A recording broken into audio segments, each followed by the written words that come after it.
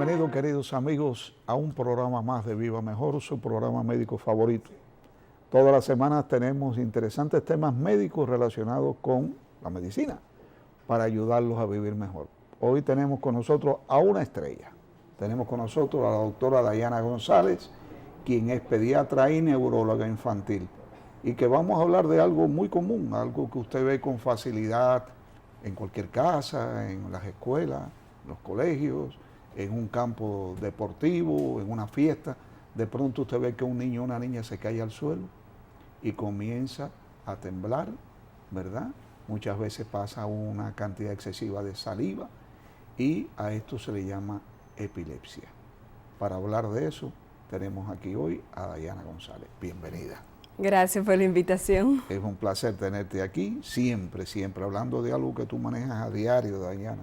Así es. Porque a mí me gustaría comenzar el programa preguntándote sobre las estadísticas de la epilepsia en el país, si es que la hay.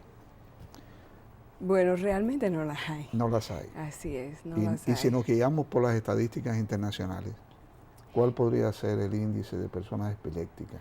Ok, las estadísticas hablan en cuanto a lo que son los países industrializados y los países del bajo mundo o de ingresos bajos. Habla de que los países ya industrializados se pueden ver de cada 30 a 40 por cada 100,000 pacientes. 30 a 40, es bien alto. Cosa que en los países de escasos recursos esto puede duplicar la incidencia. Y realmente se presenta en todas las edades, pero las edades picos son las más predisponentes a cursar con la enfermedad. Está de los niños hasta los ancianos. Esos son los dos extremos de la vida donde más frecuente se da la enfermedad de la epilepsia. Se ve con mucha frecuencia porque un 40 por 100,000 es bien elevado. Bien elevado. Hay enfermedades y trastornos y demás que en muchos países se ve en un área específica y te dicen, por ejemplo, bueno, en tal parte de África, por ejemplo, existen más casos de esta enfermedad. En cuanto a las epilepsias, ¿en nuestro país hay algún lugar donde se ve más frecuentemente que en otro o no? Realmente en nuestro país es indistintamente. No hay una población más que otra. Sí se ve más frecuente en escasos niveles. Es decir, si lo vemos en los hospitales, vemos una mayor influencia de casos de epilepsia en escasos recursos. Y eso va muy ligado con todo lo que es los antecedentes perinatales, los riesgos de sufrimiento fetal, el seguimiento ginecobstetra, va muy ligado a eso. Y ya en niveles económicos clase media alta, se da la enfermedad, pero con una menor frecuencia. Con una menor frecuencia. Sí. Sí. Hemos oído que últimamente la clasificación aquella antigua de las epilepsias ha sufrido un cambio. Te voy a preguntar por el cambio, pero también te quisiera preguntar por qué cambió la clasificación. ¿Cómo ahora los nuevos médicos, cómo van a manejar esas clasificaciones? Porque me parece a mí que cada vez que ocurre un cambio de esto hay una gran confusión al principio, ¿verdad? Así es.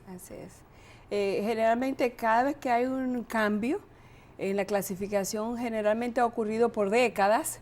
Cada vez que pasa una década se trata de modificar o cambiar. Y hoy en día se ha pretendido hacer los cambios ya que la ciencia ha avanzado tanto, la investigación ha avanzado tanto en lo que es la base genética, en lo que es los medios diagnósticos como resonancia de alta resolución y estudios ya sofisticados que hacen permitir definir mejor la causa por la cual provoca la epilepsia. Entonces, esto ha llevado a la Liga Internacional de la Epilepsia, Mundial de la Epilepsia, a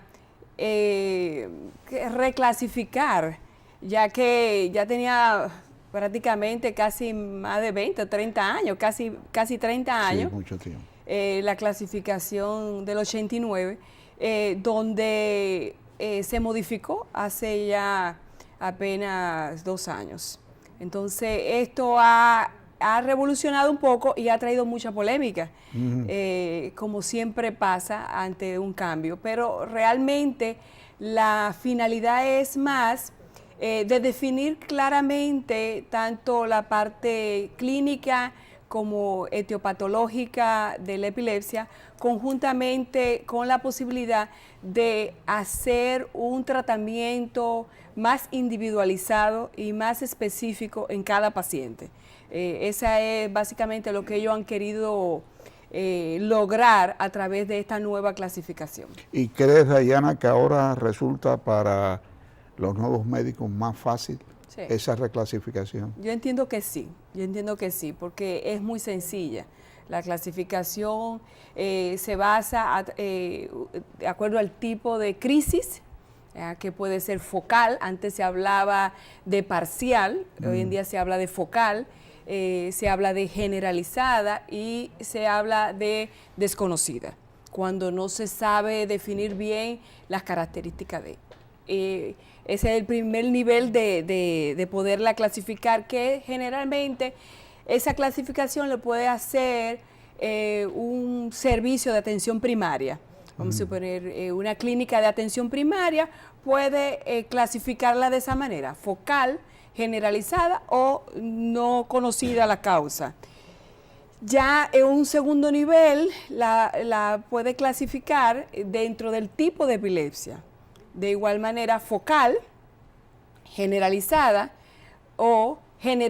y focal o desconocida, haciendo un acápite especial en si hay pérdida de la conciencia, que anteriormente se hablaba como compleja o simple. Sí. Ahora, más sencillo, se habla de pérdida o no de la conciencia, o si hay un componente motor o no hay un componente motor. Entonces yo entiendo que realmente es mucho más sencilla. Y ya un tercer nivel de clasificación se basa en los síndromes epilépticos. ¿Okay? Entonces ya los síndromes epilépticos son ya que tienen una característica de presentación a una edad determinada, con una característica específica electroencefalográfica y con una evolución y pronóstico determinado. Y esto yo entiendo que, para mi entender, es más sencillo. Claro, eso ayuda más. Ayuda más. En el momento de tratar al paciente, más específica efectivamente. Bueno, yo creo que yo debía haber comenzado con preguntarte qué es la epilepsia, porque esas personas que nos están... ¿Cómo le dicen aquí? Aquí hay muchas personas que le llaman a la epilepsia de una forma, ¿no? Como el tantrum. La gota. La famosa gota. Así es. ¿Qué es en sí la epilepsia? Bueno, en sí la epilepsia es un grupo de neuronas que de manera hipersincrónica al mismo tiempo, provoca una descarga eléctrica cerebral. Entonces... Anormal. Totalmente. ¿Entiendes? Una descarga anormal eléctrica cerebral, provocando que, de acuerdo a la localización anatómica de esa descarga, de las manifestaciones clínicas, ¿entiende? Y generalmente esto ocurre porque hay en ese momento un desbalance de esos neurotransmisores. Tenemos neuronas excitatorias, neuronas inhibitorias, que cuando hay ese desbalance de aumento de esas neuronas excitatorias, se provoca una descarga eléctrica y como consecuencia una convulsión. Se cree a nivel de pueblo, se cree que la única epilepsia que existe es aquella, como lo hemos descrito, que la persona cae, que tiene movimientos musculares y demás. Sin embargo, hay otros tipos, ¿verdad?, que no necesariamente tienen esta característica. Así es. ¿Cuáles pudieran ser los más frecuentes que tú ves? Ok. Voy a definir algo antes de esa pregunta. Es que anteriormente se hablaba de epilepsia cuando había más de 2 crisis. Ya. Más de 2 crisis con un electroencefalograma anormal. Hoy en día, con la nueva clasificación y los nuevos cambios, ya se habla de epilepsia desde una primera crisis. Es decir, una primera crisis, hay una alta probabilidad de que haya una recurrencia de crisis, ya sea en un intervalo de las primeras 24 horas, 48 horas, 72 horas, o en un mes o un año o después de ello. Entonces eso es importante. O sea, podemos hacer un diagnóstico de epilepsia sencillamente por una crisis. Por una crisis. Que anteriormente siempre se esperaba más de 2. ¿Por qué ante una crisis? Porque mientras más temprano se instaure el manejo terapéutico de ese paciente, el pronóstico puede modificar y puede instaurarse un tratamiento preventivo más a tiempo a ese paciente y no esperar posibles complicaciones o que haya una convulsión prolongada esperando una segunda crisis. Entonces, anteriormente se pensaba que el que convulsionaba tenía que caer, yéndonos a la pregunta anterior, tenía que caer, que tenía que tener movimiento tónico clónico generalizado y babear. Hoy en día se sabe que hay muchos tipos de crisis, síntomas de crisis diferentes. Hay crisis, generalmente las crisis focales, son crisis, pueden ser muy sutiles, desde un parpadeo continuo de un ojo, desde una fijación de la mirada, desde una desviación de la mirada hacia un lado, desde un movimiento continuo de la boca con un arresto de poder expresarse o de comunicarse, de que una sensación de vértigo o mareo con pérdida de la conciencia o sin pérdida de la conciencia, desde que hay flacidez en todo el cuerpo y cambios en la coloración, ya sea una coloración cianótica o morada para hacernos entender, ya sea en los dedos de las manos, de los pies, con incoherencia en el momento o dar síntomas conductuales donde el individuo o el paciente o el niño pueda presentar síntomas como de psicosis o de alucinaciones o que sensaciones extrañas en su cuerpo o visuales, y pueden ser síntomas sugestivos de pensar en una posibilidad de una convulsión.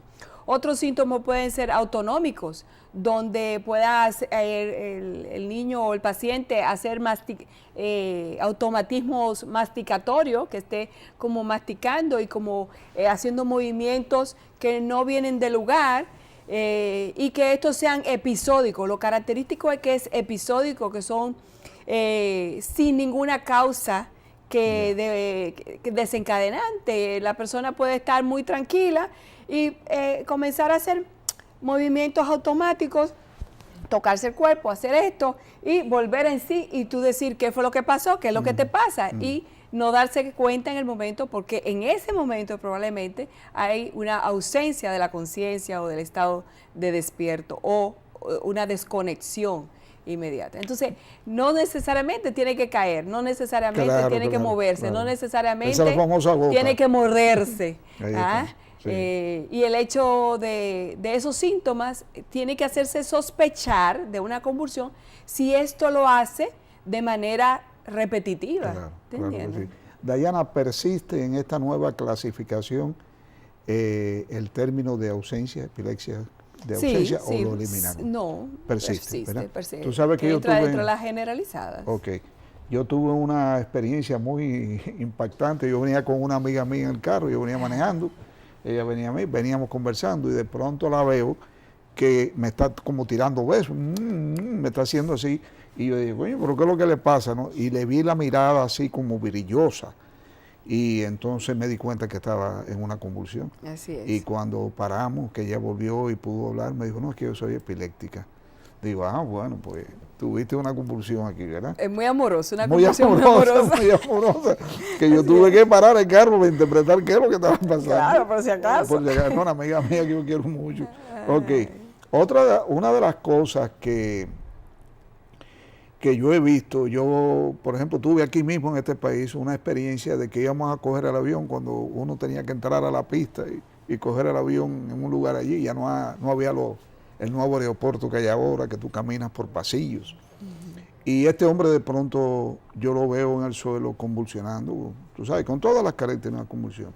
Y la gente empezó, no lo toquen, no lo toquen, no lo toquen, ¿tú entiendes? Y ahí se produjo un pánico, el pobre hombre rebotando ahí con un solazo enorme. ¿Qué debemos hacer en el caso de que una persona tenga una convulsión de la que caiga al suelo? O sea, ¿qué es lo que debemos hacer y qué es lo que no debemos hacer? Así es. Entonces, lo que debemos hacer es mantener la calma. Es lo primero, mantener la calma. Observar al paciente o a la persona que se haya caído por una convulsión, observarlo y colocarlo en posición de lado, de cúbito lateral.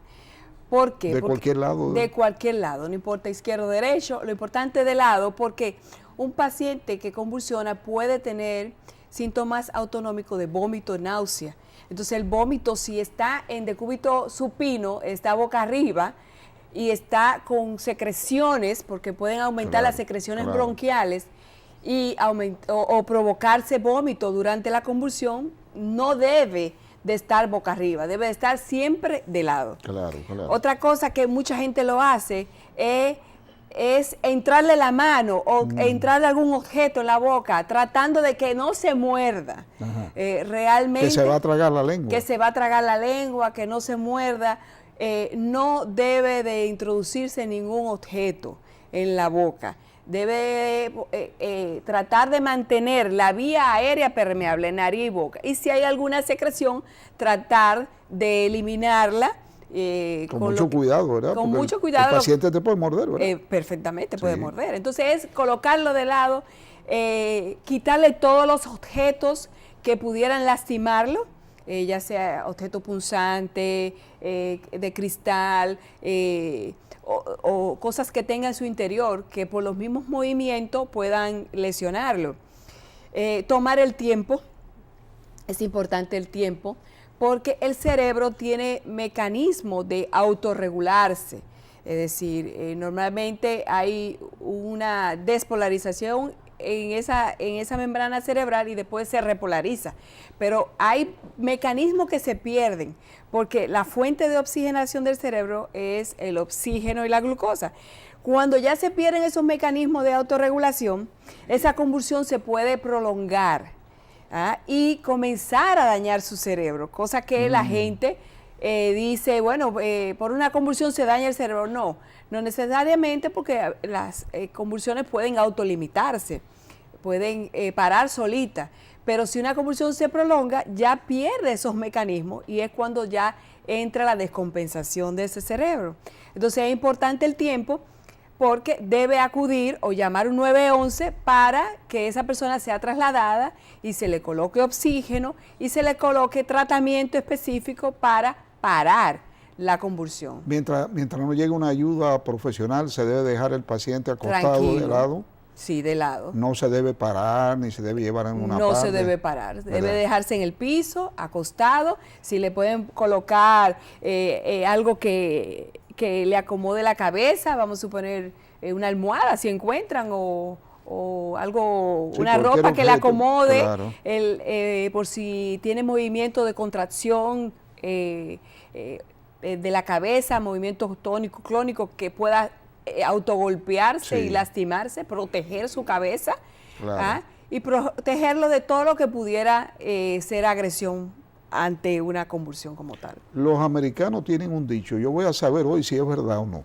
Ajá. Los americanos tienen un dicho que dicen que un paciente bien medicado no debe convulsionar. Así es. ¿Es cierto? Es cierto. Cuando tú ves a un paciente que está medicado y que está convulsionando y que continúan las convulsiones, a ti como neuróloga, ¿qué te dice eso? Bueno, a mí me dice o que olvidó el medicamento, o que no se tomó el medicamento, o que no tiene concentraciones adecuadas del medicamento, o que ese paciente no tiene un buen seguimiento médico, o que no tiene un tratamiento ideal. Esas son las primeras posibilidades que yo pienso en un momento dado. Okay. Que si se lo tomó o no se lo tomó. O lo está tomando erráticamente. O lo toma erráticamente, porque normalmente estos medicamentos son costosos. Sí. Y dependiendo del nivel adquisitivo, a veces aparece y otras veces no aparece. Así es. De igual manera de que el seguimiento, el hecho de que un paciente esté medicado debe tener un seguimiento con un neurólogo o con un neurólogo pediatra en el caso de un niño. Claro. Porque el hecho de que esté bien, de que no convulsione, no significa de que no pueda convulsionar si no se tiene un seguimiento adecuado.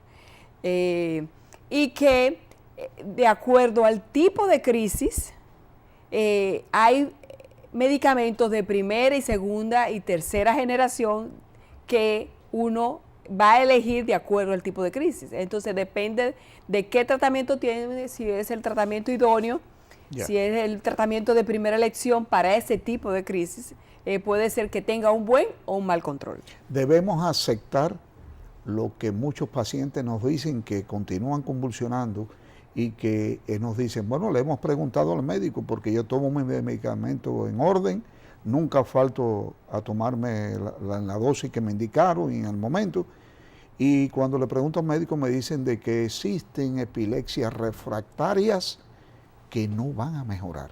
¿Es esto cierto? Sí, es cierto, es cierto. Hay las epilepsias refractarias es cuando ya el paciente ha tenido una combinación de medicamentos, es decir, que ha tenido 2, 3 o ha tenido varios medicamentos y que aún así son epilepsias intratables. Intratables o resistentes a los tratamientos. Claro. Entonces, en ese caso va a depender si es una epilepsia secundaria, de acuerdo a la etiología, de acuerdo a la causa. Entonces, o si es un síndrome epiléptico. Entonces, el comportamiento... ¿Cuál es la diferencia entre el síndrome epiléptico y lo que es una epilepsia normal? Bueno, la diferencia es que el síndrome epiléptico tiene un comportamiento y una edad y una característica propia que se define con diferentes signos y síntomas que son propios de ese síndrome. Vamos a ver el síndrome de West. Se presenta a una edad determinada, a partir de los 6 meses de edad, hasta el año y medio, puede darse ese síndrome. Y entonces tiene un comportamiento electroencefalograma característico, sí, que es una actividad arrítmica, muy desorganizada, y que cursan con retraso en el desarrollo psicomotor. Esa tríada, con espasmos infantiles, con movimientos en flexión o extensión, habla de que es un síndrome, porque tiene las características típicas de ese desorden. Y entonces el comportamiento, cuando uno maneja un síndrome epiléptico, normalmente no lo maneja con un medicamento.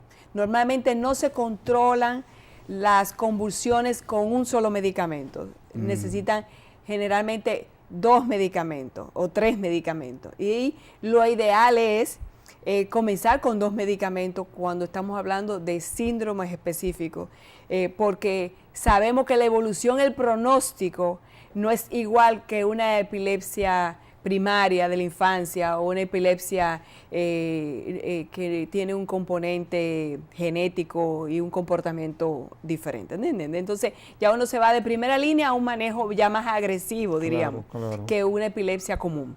Claro. ¿Okay? Dayana, tenemos en el otro espectrum, por decirlo así, tenemos las personas que no toman medicamentos y que convulsionan de tiempo en tiempo y que dicen, bueno, ya yo estoy acostumbrado, cuando me ve la convulsión, pues lo que hay que hacer conmigo es esto, a mí se me quita, después a lo mejor en 3 meses no me da. Ese tipo de persona, ¿qué daño se está haciendo al no ver un neurólogo, al no medicarse? ¿Qué está pasando con su cerebro cada vez que ocurre una nueva convulsión? Bueno, en mi caso, como yo veo niños, sí, generalmente los padres no asumen una una conducta. Sí, es verdad, esto se ve más en adultos. Esto se ve más en adultos. Sí. Ellos no asumen una conducta de que vamos a dejarlo que le dé la convulsión, o no lo voy a medicar, o voy a decidir no medicar. En otras condiciones neurológicas pediátricas, los padres sí se toman la atribución de decir, yo no quiero que lo medique.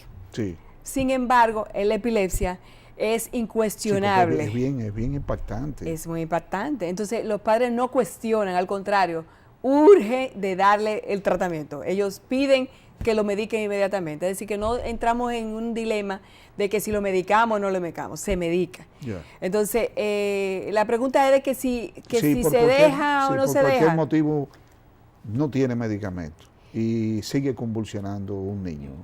¿Qué está pasando con su cerebro? ¿Se producen daños? ¿Hay algún tipo de efecto secundario más adelante? Bueno, sí, puede ocurrir de que ese niño, ese individuo vaya perdiendo las habilidades cognitivas, habilidad de aprender, o olvide cosas con más facilidad, porque ya lo que son las interconexiones neuronales se ven interferidas por ese desbalance de esos neurotransmisores cada vez que hay una convulsión.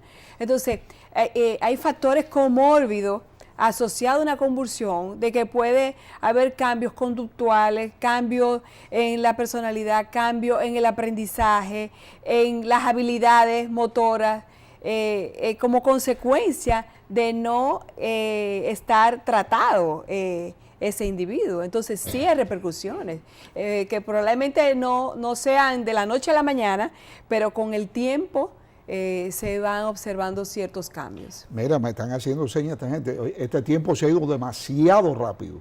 Demasiado rápido. Nosotros para Dayana González tenemos que tener el programa completo para poder, y más en un tema tan importante como este. Sí. Pero no quiero dejar pasar las convulsiones febriles, Así es. ¿verdad? ¿En qué edades ocurren? Si hay daño, si no hay daño, si después se ven en la adolescencia, en fin. Sí.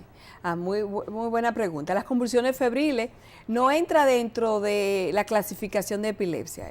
Las convulsiones febriles no se determina, no es una epilepsia, es dependiente de la edad. Y aparece generalmente en niños desde los 4 meses, 5 meses, 6 meses, hasta los 6 años. Hasta los 6 años. Hoy en día también se habla de lo que son las convulsiones febriles plus, que aparecen después de los 6 años. Entonces, las convulsiones febriles pueden ser simples o complejas. Las simples se caracterizan por que la convulsión dura menos de 15 minutos, porque no hay déficit neurológico, porque hay un antecedente familiar. Generalmente hay un tío, un primo, un abuelo, un papá que ha convulsionado con fiebre. No hay una secuela posteriormente a una convulsión febril y no se prolongan, generalmente son breves. Y generalmente las convulsiones febriles complejas son las que duran más de 15 minutos. Puede haber déficit neurológico después de una convulsión febril. En algunos casos puede haber el electroencefalograma anormal y puede tener una imagen de resonancia magnética con ciertos cambios en lo que es la morfología cerebral.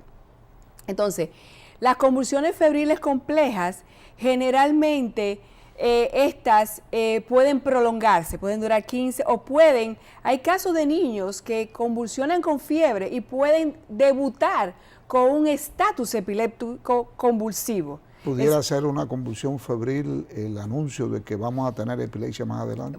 Claro, se hace sospechar. Es decir, un niño que debute con convulsiones febriles complejas y un estatus convulsivo febril, ya es un niño de alto riesgo. Es decir, es un niño que debe estar en una alerta roja. ¿Por qué? Porque hay convulsiones febriles que pueden dañar una zona del cerebro, que es el hipocampo. Entonces puede provocar lo que es una lesión secundaria a una convulsión febril, que es la esclerosis mesial del lóbulo temporal. Y esto como consecuencia provocar una epilepsia. También hay un síndrome epiléptico asociado a la convulsión febril, que es el síndrome de Dravet. Entonces, que es una condición genética que se determina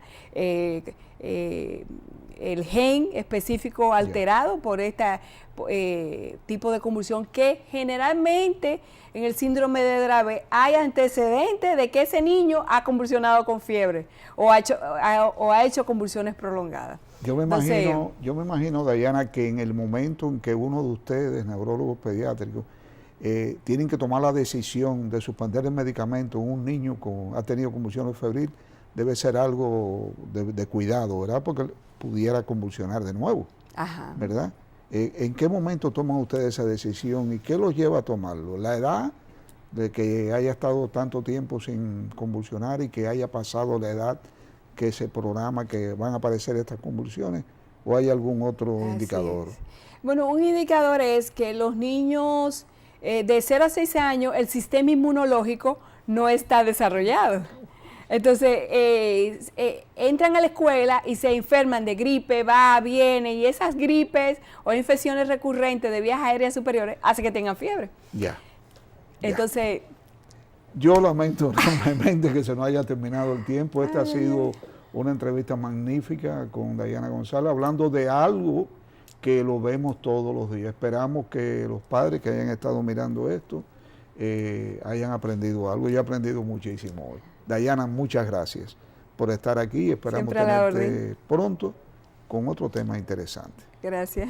Y para ustedes, queridos amigos, mantengan la sintonía, que de Viva Mejor viene ahora mucho y mucho más de lo mejor. Muchas gracias.